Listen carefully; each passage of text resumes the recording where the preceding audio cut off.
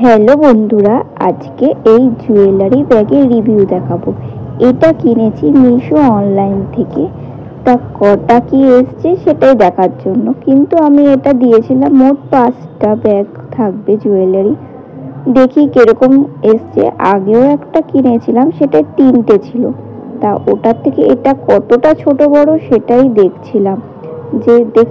একই, কিন্তু এটা একটু একটা ব্যাগ একটু আগের ব্যাগে যেটা অনলাইন থেকে কিনেছিলাম সেটার থেকে একটু বড়। দেখো অনেকটা বড়। তা কতটা কিরকম, এটা একটা জিনিস দেখলাম, তোমাদেরকে দেখাচ্ছি ভিডিওটা। তার আগে আমি দেখাচ্ছি কটা কি ব্যাগ এসছে, কিরকম এসছে সেটাই।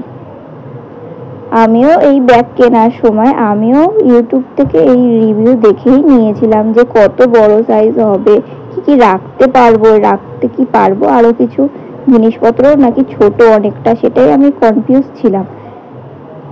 তারপরে আমি নিজে কিনে দেখলাম অনেকটা বড় ব্যাগগুলো। দেখো একটার পর একটা এইভাবে ব্যাগগুলো রয়েছে।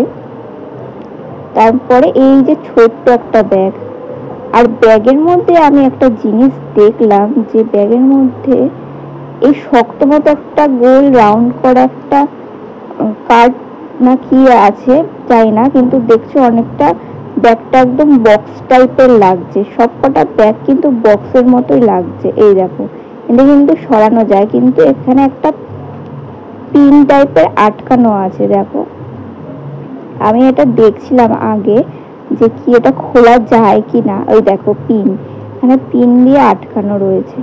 একটা বক্স টাইপের ব্যাগগুলো পুরো একদমই বক্সের মতনই দেখতে।